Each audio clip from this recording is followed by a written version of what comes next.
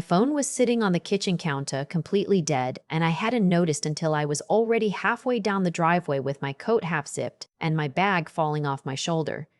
It was a Tuesday in late October, the kind of cold that doesn't warn you. Not the honest, deep freeze of January that you dress for, but that sneaky autumn cold that feels like nothing until you've been standing in it for 10 minutes and suddenly your fingers don't work. I know Canadians aren't supposed to complain about that kind of weather. We're supposed to just get on with it. But I had a 14-month-old on my hip, a diaper bag that weighed about as much as I did, and I was already running behind because my sister-in-law had taken 45 minutes in the bathroom that morning and used the last of the hot water. That was the least of it, though. That was just Tuesday. My husband Callum and I had been living with his mother, Judith, since the spring. It was supposed to be temporary, 4 months, maybe 5, while we saved up enough to put a down payment on a place in Barrie. The housing market had done what the housing market does, and temporary had turned into 8 months. And somewhere in those 8 months, the arrangement had shifted in ways I didn't fully understand until it was too late. Judith's daughter, my sister-in-law Brooke, had moved back in around July. She'd had a rough breakup, which I genuinely felt for. I would have felt more for it if she hadn't immediately taken over the larger bedroom, which had been our room, because, as Judith explained it to Callum and not to me, Brooke needed more space to process.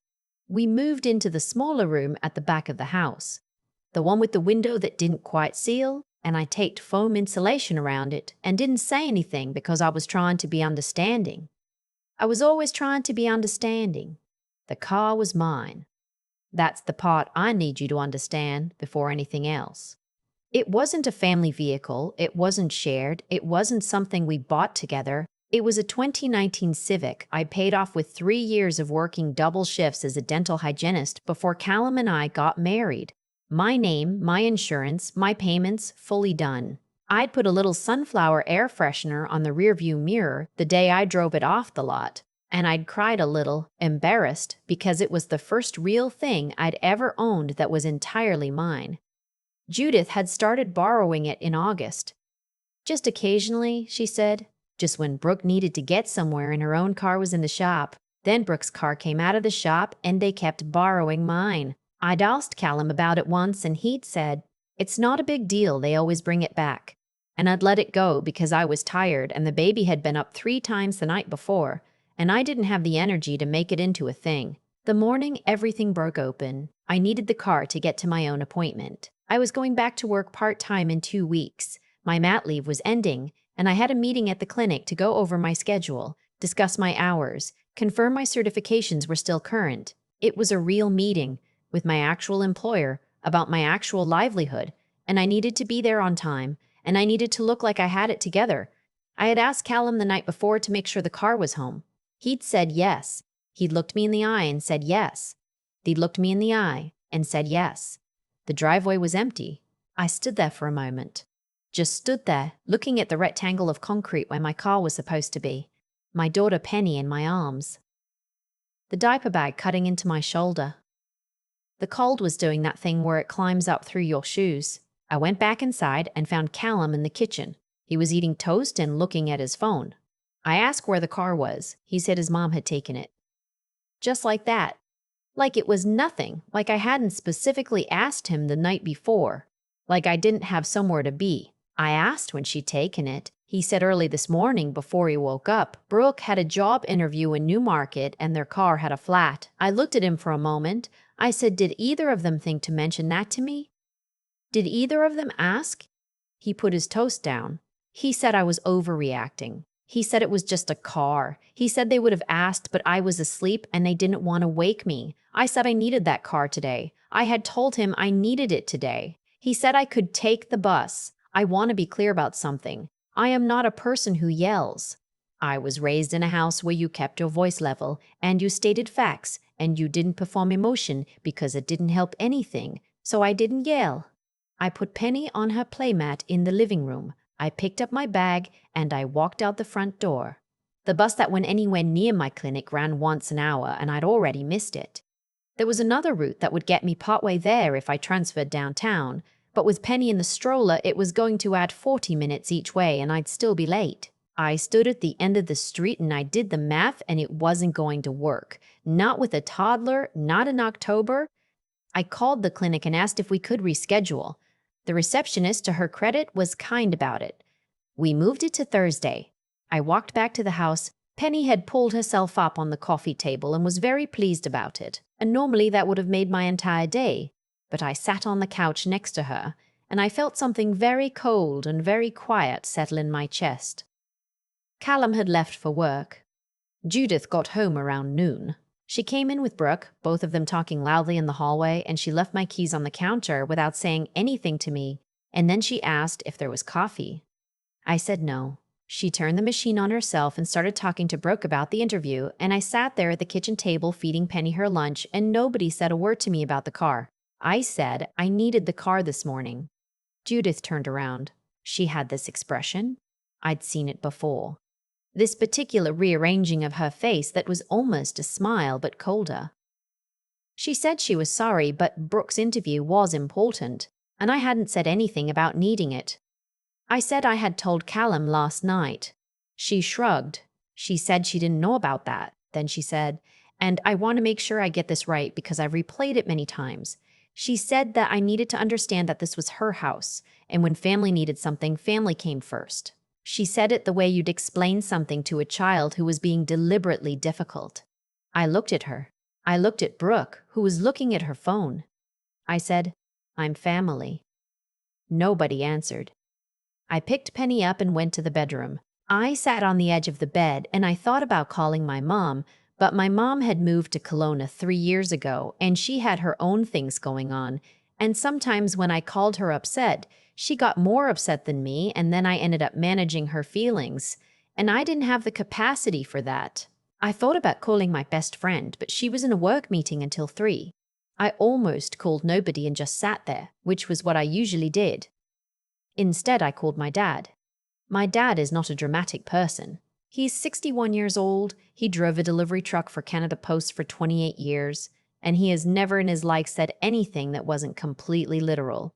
He grew up in Sudbury, he owns exactly 4 dress shirts which he rotates, and his version of expressing deep emotion is squeezing your shoulder once and then looking away. I love him more than I know how to say. He picked up on the second ring. He asked how Penny was doing. I said she was good. She was pulling up on furniture now. He said that was something. Then there was a pause, and he said, "What's wrong?" I told him. I didn't make it dramatic. I just told him what had happened. The car. The appointment. The family comes first. All of it. He was quiet for a moment. Then he said, "Are you at the house right now?" I said yes. He said he'd be there in 40 minutes. My dad lives in Orangeville, which is about 45 minutes from where we were staying in Brampton. He drives a 2008 F-150 that he has maintained with something close to religious devotion, and it goes everywhere without complaint, which I have always thought says something about the relationship between a person and the things they take care of. I didn't tell Judith or Brooke he was coming. I wasn't sure why exactly. It wasn't strategy. I wasn't planning anything. I just didn't say anything. He knocked on the door at 1:47. I know because I looked at my phone. Judith answered. I heard her say hello in her company voice, the warmer one she used for people she hadn't yet decided to dismiss. My dad said hello back and asked if I was home. I came down the hall with Penny. He looked at me for a moment. Then he looked at Judith. He asked very calmly if she was the one who had taken my car that morning. Judith's face shifted. She said she had borrowed it, yes, for a family matter. My dad nodded slowly. He said, "And did you ask her?" Judith said there hadn't been time. My dad said, "I'm going to need you to explain something to me then, because my daughter had an appointment this morning that she had to cancel. And she's been paying for that car since she was 24 years old. And I'm trying to understand how you took it without asking." Brooke came out of the kitchen. She said something about how it wasn't a big deal and they'd brought it back. My dad looked at her. He didn't say anything for a moment, and my dad's silences have weight. He said, "I didn't ask you." Judith straightened up. She said this was her home and she didn't appreciate being spoken to this way. My dad said, "I appreciate that. I'm not speaking to you anyway. I'm asking you a question." He was still completely calm. He has a voice that doesn't change volume when he's serious. If anything, it gets quieter. He turned back to me. He said, "Get Penny's coat." I did. We sat in his truck in the driveway for a minute while he let it warm up. Penny was in a borrowed car seat he'd installed in the back. He'd bought one months ago to keep at his place for when we visited, which told you everything about my dad. He had a Tim Hortons bag on the seat between us, 2 large double-doubles and a thing of Timbits, because that was how my dad dealt with situations. He handed me a coffee. He said, "How long has this been going on?" I told him, "Not just the car, all of it. The bedroom, the hot water, the borrowing that wasn't asking. The way Callum kept saying it wasn't a big deal. The quiet accumulation of 100 small things that individually were nothing and together were suffocating." He listened. He drank his coffee and he listened and he didn't interrupt, which is something I have never taken for granted. When I finished, he said, "Does Callum know you're unhappy?" I said, "I thought so." I said, "I thought so." I said, "I tried to tell him." He said, "Does he know the extent of it?" I was quiet for a moment. I said, "Probably not." He nodded. He said he wanted to come back inside with me, if that was all right. Not to cause a scene, he said. Just to have a conversation. Callum got home at 5:30. My dad was sitting at the kitchen table with Penny on his knee, doing that thing where he makes her laugh by pretending to eat her fingers. Judith and Brooke were in the living room. When Callum came in, he stopped when he saw my dad.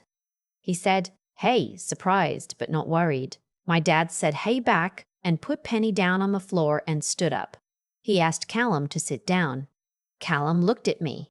I looked back at him. My dad said, and I want to be precise again, because my dad chooses his words carefully.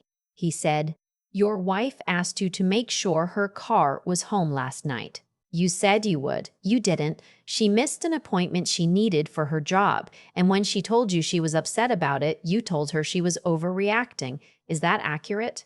Callum started to say something about how his mom had needed it, and there wasn't time to. My dad said, "That's not what I asked." There was a silence. Callum said, "Yeah, that's accurate." My dad said, "Okay." Then he said something I didn't expect. He said he wasn't there to tell Callum how to run his marriage. He said that was between us. But he said there was a pattern here that concerned him, and he wanted Callum to think about what it meant that his wife didn't feel she could depend on him to keep a basic promise. He said it the way you'd say something that was sad more than it was angry. Callum didn't say anything. My dad picked up his jacket. He kissed Penny on the head. He told me he'd be in the truck. I stood in the kitchen for a moment. Judith was in the doorway of the living room. Brooke was behind her. Callum was sitting at the table looking at nothing. I said, "I need my car keys. In the morning and every morning. If someone needs to borrow a vehicle, they ask me first. My name is on the insurance. If something happens while someone is driving my car without my permission, I am liable. That's not family politics, that's law." Judith opened her mouth. I said, "I'm not finished." She closed it. I said, "I have been trying to be respectful of your home because we're grateful to be here. But respect is not the same as having no voice. I have a job I'm going back to in 2 weeks. I have a daughter. I have an actual life that requires me to be able to get places. I need that to be understood." Nobody said anything. I got Penny's coat and my keys and I went out to the truck. My dad didn't say "I told you so." He didn't say anything, actually. He just put the truck in reverse and we drove to a Swiss chalet in Brampton and ate a chicken dinner, and Penny ate about half a roll and got gravy in her hair, and my dad told me about a repair he was doing on his back deck, and for an hour and a half I felt like a person again. When he dropped me back, he walked me to the door. He said, "You know you can come to Orangeville." He said it simply, not as an ultimatum or a rescue offer. Just, "The option exists." I said I knew. He squeezed my shoulder once and looked at the truck. Things didn't change overnight. I want to be honest about that because the clean narrative would be that my dad came and said his piece and everything clicked into place. It didn't. Judith was cold to me for 2 weeks. Brooke stopped making eye contact in the hallway. Callum and I had 3 more difficult conversations before anything started to actually shift. Real conversations. The kind that are uncomfortable and circular and don't end with anyone feeling good but move something forward anyway. But my car was in the driveway every morning. And one evening, about a month later, Callum came and found me in the kitchen after Penny was down. He stood there for a moment, and then he said he'd been thinking about what my dad had said. He said he thought he'd been using keeping the peace as an excuse not to actually deal with things, and that it wasn't fair, and he was sorry. It wasn't a big speech. It was very Callum, short, a little awkward, plainly meant. I told him I appreciated it. We found an apartment in Bowery the following March. A real one, just ours, second floor of a duplex with a yard Penny can use in summer. The morning we got the keys, I drove out there by myself while Callum watched Penny, and I sat in the empty living room on the floor and ate a Tim Hortons muffin and called my dad. He picked up on the second ring. I told him we got the place. He said, "That's something." It was. I think about that empty driveway a lot, not with anger anymore, mostly just as a marker. A before and after. There's a version of that Tuesday where I said nothing, where I absorbed it the way I'd been absorbing things for 8 months, where I called nobody and sat on the couch and filed it away with everything else I'd decided not to make into a thing. I almost lived that version. What stopped me was just a phone call. One phone call to my dad, who didn't offer advice or tell me what to do. He just showed up with his truck and a bag of Timbits and asked me to tell him what was going on. And that's the part that stays with me, that doing the right thing, the honest thing, sometimes just means telling the truth to one person who's actually listening. I had spent so long managing the situation, smoothing edges, shrinking myself to keep the peace, that I convinced myself that speaking plainly was somehow aggressive. It wasn't. It was just honest.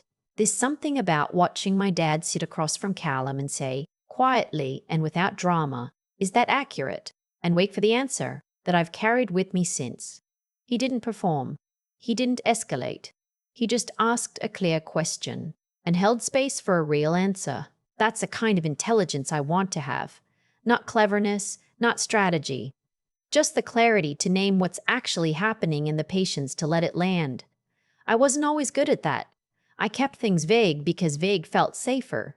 I said, "I'm fine," when I wasn't. I told myself that tolerating things quietly was the same as being easygoing, and that speaking up was the same as starting a fight. None of that was true. It was just fear dressed up as virtue.